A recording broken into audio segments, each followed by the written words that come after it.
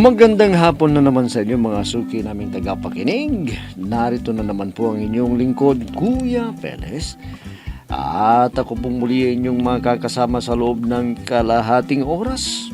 At kasama pa rin natin mga kaibigan, ang ating mga artista sa radyo na siyang nagbibigay buhay sa ating mga napipiling liham sa araw-araw. At ang liham nating napili ay galing sa isa nating masugid na taga-subaybay at siya po ay tago lamang natin sa pangalang LB. Ngayon, basahin na natin ang liham ni LB.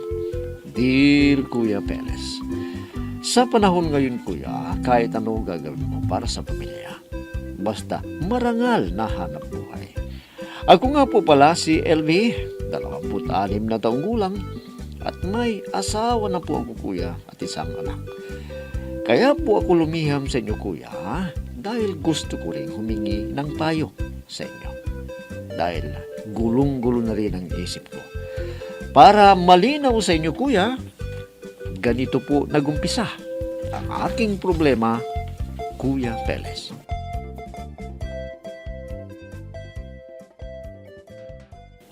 Inay, kayo muna ang bahala sa mga bata ha, para madali kong mapaubos ang mga paninda kong isda. Sige. Ako nang bahala sa apo ko. Sana inay, madali kong mapaubos itong tinda kong isda. Ay, dako anak. Ang gaganda ng nakuha mong isda. Sariwag-sariwa. Ang hirap pala ng ganito, ano inay? Yung wala kang kasamang magpapalaki sa anak mo. Kung matino sana ang lalaking napangasawa mo, hindi sana ganito ang buhay mo. Hindi ka sana nagtitinda ng kung ano-ano ngayon. Pwede ba inay? Huwag niyo nang ipaalala ang lalaking yung sa akin. Wala siyang bayag. Nasa ilalim ng saya ng kanyang ina hanggang ngayon. Sige. Tama na. Nandiyan na yan. Ang importante, nandito ang mga anak mo at kasama mo. Oo inay, at hindi niya pwedeng kunin ang anak ko sa akin. Magkakamatayan muna kami bago niya makuha. Sa ngayon, oo. Hindi niya pwedeng kunin. Pero kapag malaki na siya, hindi mo pwedeng ipagkait sa kanya. Kahit papano, anak pa rin niya. Walang problema naman sa akin yan, Nay. Dahil siya pa rin ang ama ng anak ko. Pero wala siyang karapatan na kunin siya. Wala, inay.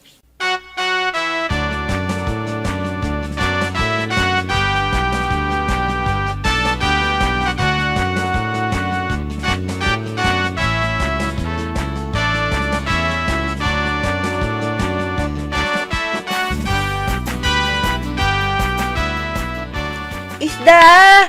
Isda kayo dyan! Sariwang-sariwa! Isda kayo dyan!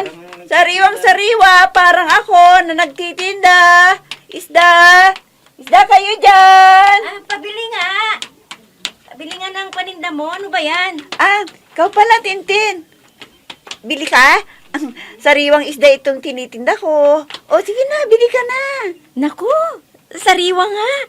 Magkano bang isang kilong tilapia mo? Naku, para sa'yo, ibibigay ko lang ng 180. Ilang kilo bang kukunin mo? Isa lang. Dadalawa lang kami ng asawa ko eh. Sarap nito. Isigang mo sa kamatis at sampalok. Sarap ng pananghalian mo na yan. Kasama ang asawa mo. Ay, wala dito ang asawa ko. Nasa ibang bansa ang asawa ko. Ang nanay ko ang kasama ko sa bahay. Ganun ba? Buti ka pa. May tinatanggap kang dolyar kada buwan. Bakit ikaw? Anong trabaho ng asawa mo? Hay, naku, Tintin. Wala na siya. Iniwanan ako. Natakot sa nanay niya at iniwanan kami ng anak ko. Naku, kawawa ka naman pala. Kaya pala nagtitinda ka ng isda ngayon. Sige. Ilagay mo na sa plastik yung binili ko at nang makarami ka pa.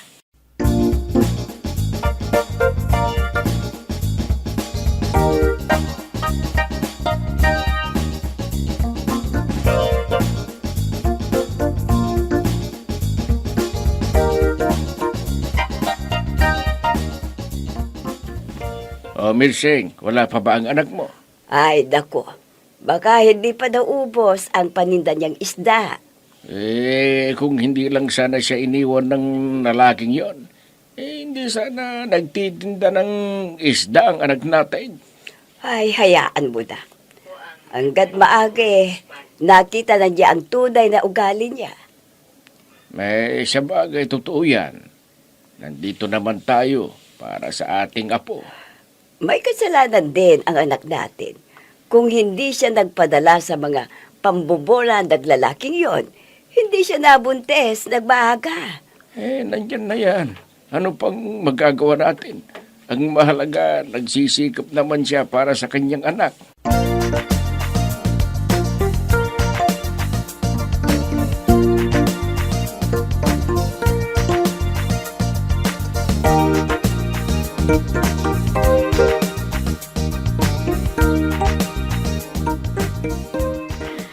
Ano ngayon ang tinda mo, LV? At tinapa at kamatis naman ngayon, Tintin. Nako, paborito ko yan. Mag-asawang tinapa at kamatis. Oo naman, para hindi nakakasawa. Magkano naman ang isang balot nitong tinapa mo? 60 lang para sa'yo. Sa iba, 75 na yan eh. Ay talaga? Ilan bang kukunin mo? Bigyan mo lamang ako ng 2. Paborito ko tong tinapa tsaka kamatis. Magkano ba? Bigyan na lang kita ng 15 isang balot. O sige, bigyan mo ako ng 2 para hanggang bukas na. Ilalagay ko sa ref. Sarap ng ulam mo mamaya. Oo, kaming 2 ng nanay ko. Magkano rin ba ang kinikita mo dito? Wag mo nang tanungin. Ang importante, may pambili ako ng ulam at pampers ng anak ko. Okay na yun. Sa bagay, praktikal na ngayon ang buhay. Hindi ka dapat mahiya kung ano ang mapagkakitaan, kahit na ano, basta meron. Sinabi mo pa. Kaya ako, kahit nangingitim na ako sa pag-ikot-ikot dito, okay lang. Basta para sa anak ko, ang ginagawa ko.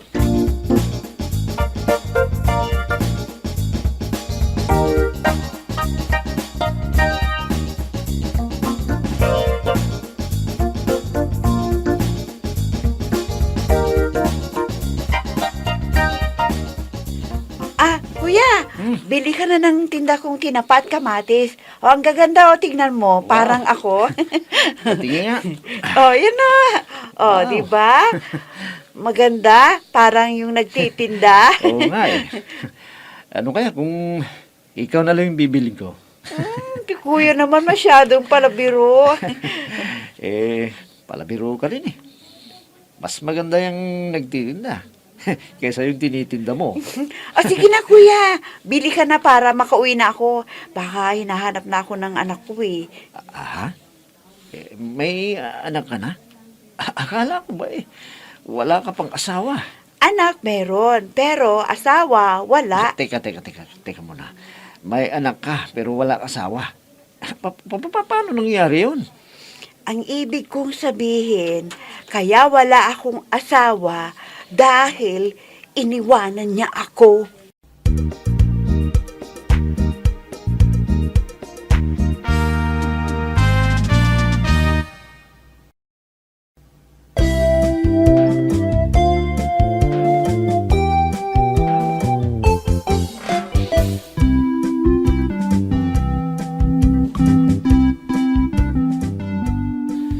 Sa patuloy kong pagtitinda ng isda kuya at kung ano-ano pa ay nakilala ko si Sammy na sobrang palabiro din at naging suki ko na rin siya kuya dahil isa siyang tricycle driver dito sa amin at sarili din yung tricycle na kanyang pinapasada at isa siyang binata.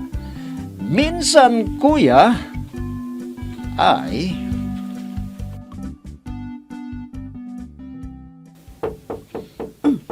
Sino kaya to?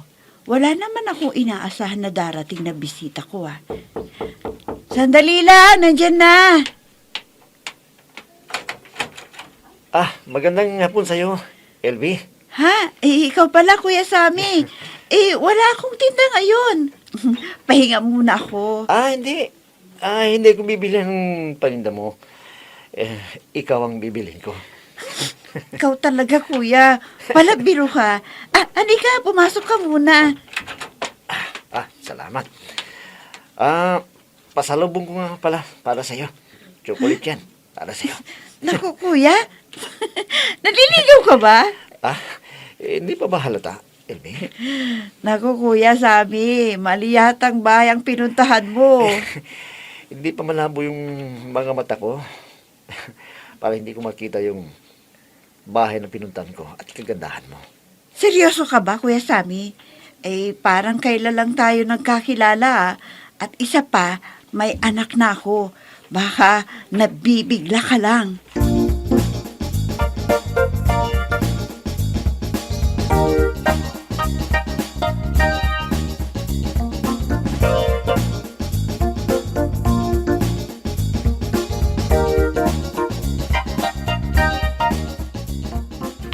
Anak, sino ba yung galing dito, ha? Si Kuya Sammy po, inay. Anong pinunta niya rito sa bahay? Ay, ewan ko ba doon sa lalaking yun, inay? Nagbibiro yata siya Ha? At bakit? Binigyan ako ng chocolate. Ay, naku anak. Parang iba na yata yan. Mag-ingat ka sa mga lalaking yon. Karamihan sa kanila, manluluko.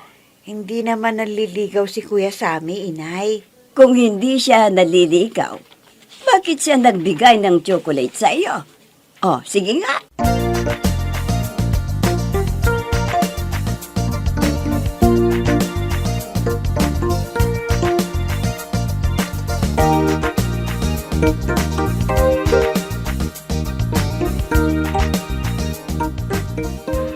Ay naku, Mirsing. Nandiligaw ba ang lalaking yun na galing dito kahapon? Sabi ng anak mo, hindi man daw. Kung hindi nanliligaw, bakit may regalo sa kanya? Ewan ko ba dyan sa anak mo? Ay alam mo, Mirsing, hindi mag-aaksaya ng panahon ang isang lalaki kung wala siyang pakay sa isang babae. Totoo yan, Pablo. Hindi pa yata nadala ang anak mo. Gusto pa yatang masundan ang anak niya sa ibang lalaki. Ay, naku, grabe ka naman kung magsalita, Pablo. Sinasabi ko lang naman ang totoo. Alam mo, sa panahon ngayon, kapag alam nilang may anak ka na, wala nang magsiseryoso sa yung lalaki. Bihira na. Kung hindi siya mag-iingat, talagang hindi malayong mangyari yun. Pagsabihan mo nga yung anak mo. Dahil siya rin ang kawawa sa bandang huli. Sa tingin ko parang magkaibigan lang naman sila. Nagbibiruan Sa ngayon, oo. Pero saan patutungo yan? Kundi sa pagkakamabutihan.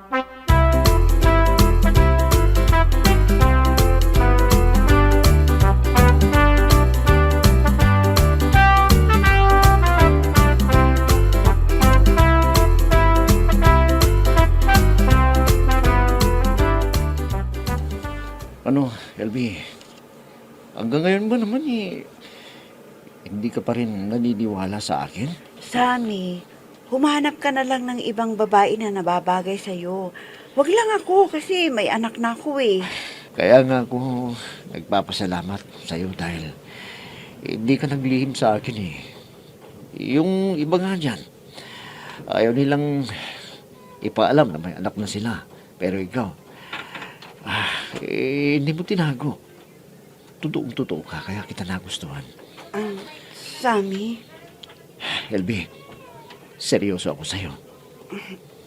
talaga bang mahal mo ako kahit may isa na akong anak? Ano pa bang patunay ang gusto mo, LB? Gusto mo na bang mamanhikan kami para patunayan ko lang sa'yo na maniwala ka dahil seryoso ako? Sige, mamamanhikan na kami. Ang inaalala ko lang kasi yung mga magulang mo. Baka may masabi sila sa akin at hindi nila ako matatanggap. Wala na akong ama. Patay na siya. Nanay ko lang yung kasama ko ngayon. At mabait si inay. Ano? Sige, bigyan mo pa ako ng konting panahon, Sammy. at malalaman mo rin ang kasagutan ko.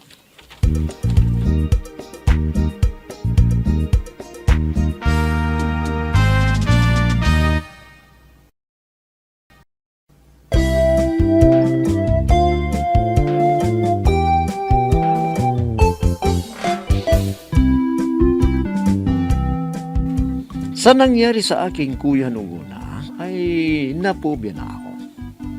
Dahil biglang-biglang kuya, ay iniwan ako ng lalaking pinagkatiwalaan ko. At nagkaroon kami ng isang anak. Ngayon na naman kuya, ay inaamin ko rin na madaling nahulog ang loob ko kay Sammy. Dahil masayahin siya at palabiro. Doon ako talaga nagkagusto sa kanya dahil masaya siyang kasama. Gusto niya akong pakasalan, kuya. Bagay na parang hindi ako makapaniwala. Ano po ba ang dapat kong gawin, kuya? Sana po ay matulungan niyo ako, kuya, sa aking inilapit na problema. Lupos na gumagalang, LB. Alam mo, LB, kung ako sa'yo, huwag mo nang patagalin yan. Alam mo kung bakit? Abay, baka maunahan ka pa ng iba dyan. Bihira na yung mga pagkakautan na yan na dumating sa buhay mo. Biruin mo, may anak ka na tapos biglang may isang lalaki na magkaka-interes sa'yo. Kaya sa pagbabalik niya, kung sakaling bumalik man dyan sa inyong bahay at sabihin sa'yo, namamanhikan na, abay, huwag ka nang tumanggi. Samantalin mo ng pagkakauno rin dahil bihira na yung mga lalaki na malaman ng tunay na nangyari sa'yo at aalukin ka ng kasal. Ikaw na rin ang sabi. Madaling nahulog yung loob mo kay Sammy dahil palabiro siya, masayang kasama. Sa bagay, hindi pa naman nagtatagal, madali kayo nagkapalagayan ng loob. Alam mo naman, sinabihan ka ng mga magulang mo na mag-ingat ka na sa mga lalaki. Pero sarili mo yan eh. May sarili kang pag-iisip. Alam mo naman siguro kung niluloko ka lang ng isang lalaki. Makikita mo rin yan. Binata si Sammy at kaya kanyang pakasalan. Total, hindi naman kayo kasal ng una mong pinasamang lalaki. Palagay ko naman baka siya na yung tamang lalaki para sa'yo. At kaya kang panindigan. Sabihin mo sa kanya kung talagang seryoso siya, pakausap mo sa mga magulang mo. Sabihin niya na gusto kanyang pakasalan. Para naman walang masabi yung mga magulang mo. Dahil sila mismo ay nag-aalala sa'yo dahil sa unang nangyari sa buhay mo. Bigla kang iniwan ng lalaki na ama ng anak mo. Kaya siguro, hindi mo rin maialis sa mga magulang mo na mag-alala. Kaya para sa akin, LB, sabihin mo muna sa mga magulang mo bago mo sagutin kung ano man yung sinasabi sa'yo o iaalok sa'yo ni Sammy. Bueno, yan na lamang siguro masasabi ko sa'yo, LB, at daway, kahit papano, ay napayuhan kita sa iyong inilapit na problema. Pero mga kaibigan, hanggang bukas na muli sa ganito ring oras at timpilan, inyong abangan at pakinggan ang programang Peles at your service.